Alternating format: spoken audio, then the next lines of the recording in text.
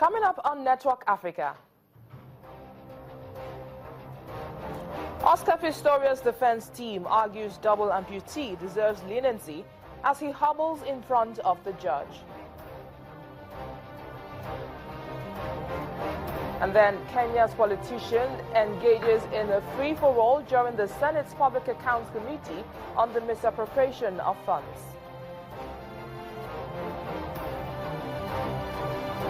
And later, 9 UN-backed fighters killed and at least 50 injured in fighting to reclaim ISIS stronghold in the Libyan city of Sirte.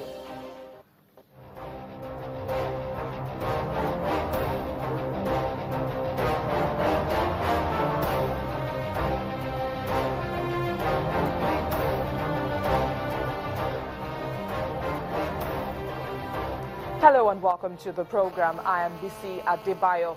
It's day 3 of the Oscar Pistorious sentencing hearing at the Gauteng court in Johannesburg, South Africa. And today, emotions ran high as the double amputee's defense team pleaded for leniency, as if to prove that he is already a broken man and indeed that a jail term of up to 15 years could deal a devastating blow on him. Oscar Pistorious took off his prosthetics as he hobbled around in court in front of the jury, the judge, the prosecuting team, the family of the deceased, and a pen-of-wielding team of journalists, among many others. Meanwhile, when it was time for Kim Martin, cousin of Oscar Pistorious' girlfriend, to testify, she said her cousin, Rivers Steenkamp, did not love the South African Olympic athlete. The hearing is reconsidering Pistorious' sentence after a court found him guilty of murdering Miss Steenkamp, overturning an earlier manslaughter verdict. He faces a jail term of 15 years, but it may be reduced due to time already spent in prison and mitigating factors.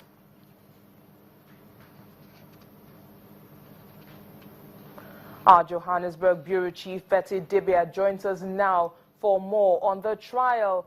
Thank you, Betty, for joining us on the program. Now, what an emotional day it's been in court today. What more can you tell us about the proceedings? Well, we expected them to wrap up. The state wrapped up with the witnesses today, and then they presented their heads of argument. But I guess he wasn't quite as emotional as the grieving father yesterday, Rivers' father, Barry Steenkamp, who, gave us a glimpse of how much pain they're feeling. And he personally is feeling as well because of what happened. But it was quite emotional.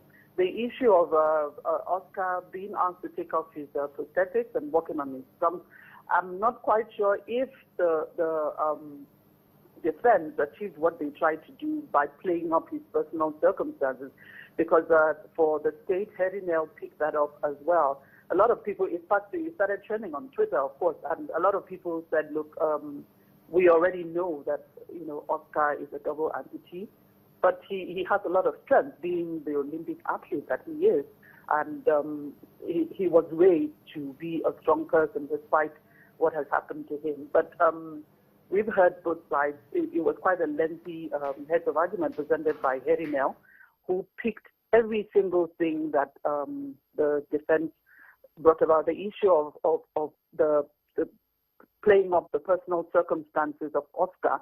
I remember him saying that in a serious crime like this, personal circumstances must recede into the background and the victim's voice or interest must come out top. In this case, Rivers' life is no longer there, but her family must feel a sense of justice for what happened. But the judge has moved the judgment to the 6th of July. That's when we'll hear the verdict. So are you saying that when Oscar removed his prosthetics, it didn't in any way affect the mood in court? That's not what I said. It did affect people, but remember, it's live TV. So it's not just the people in court. Everybody at home as well, they were watching. People were watching, so you had people commenting. It was, of course, it's emotional seeing someone like that, a superstar athlete that we all know for his strength despite the double amputation, taking it off and then walking in front of it. It's quite embarrassing. And many people felt Barry Rue didn't do justice to sort of embarrassed his client by doing that. But I guess they were trying to play up his personal circumstances, his disability, and him not being a bad person to be thrown away in jail. But as Herinel said, the crime is a serious one. He's been found guilty of murder by a higher court, and he must pay the appropriate price for the crime. Now, Oscar's defense team plea for leniency, and it's largely based on the fact that the double amputee appears to be in a devastating state of mind. Now, tell us what might happen in the confines of the law if this plea is considered. Of course, usually personal circumstances are part of the law. You consider personal circumstances. So I can't really say how the judge's mind is working, but a part of the law, says that 15 years, prescribes 15 years minimum for murder, which is what he's been found guilty of. But that part of the law also used the word discretionary. So it depends on the judge. I'm sure the fact that he's already spent some time in jail could count for probably any reduction, but I'm sure what the law says has to play a part, and we've heard the side of the family as well.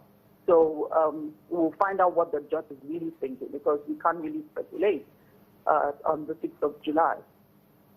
Well, just yesterday, Oscar Pistorious' father said the pain is still very fresh, and River Stinkham's cousin took her stand today. Now, tell us how their testimonies were received.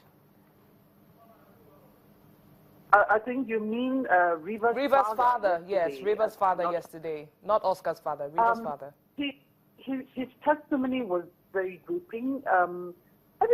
He took us through his pain, and everybody present, felt it. Everybody watching as well felt the pain of a grieving father who says he knows that people say 2-3 years, the pain reduces, but that his day since it happened has been the same.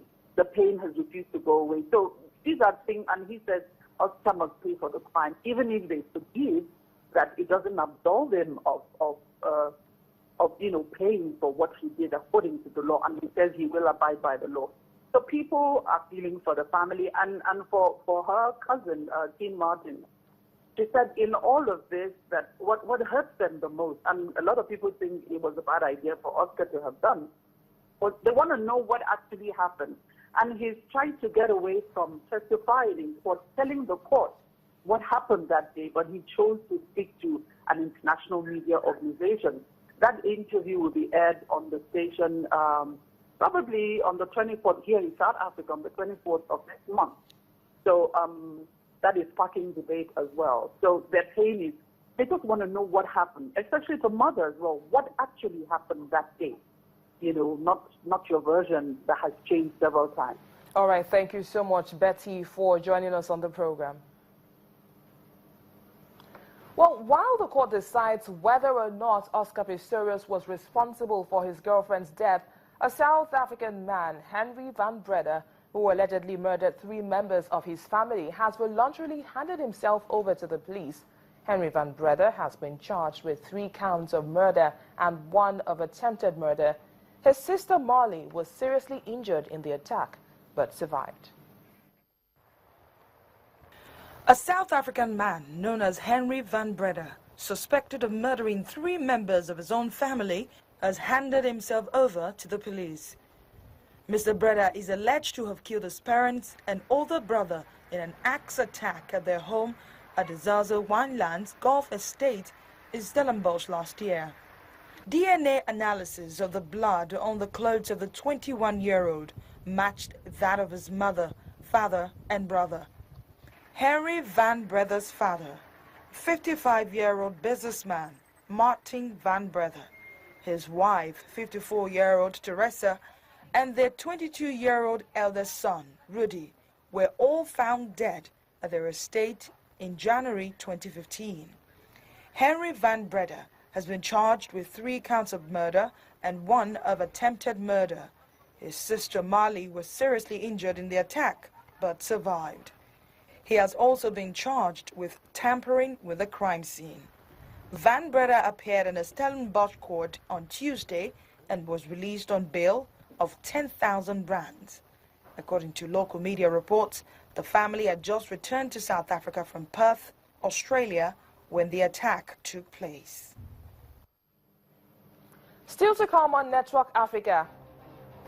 Kenyan politicians engage in a free-for-all during the Senate's Public Accounts Committee on the misappropriation of funds. Please stay with us.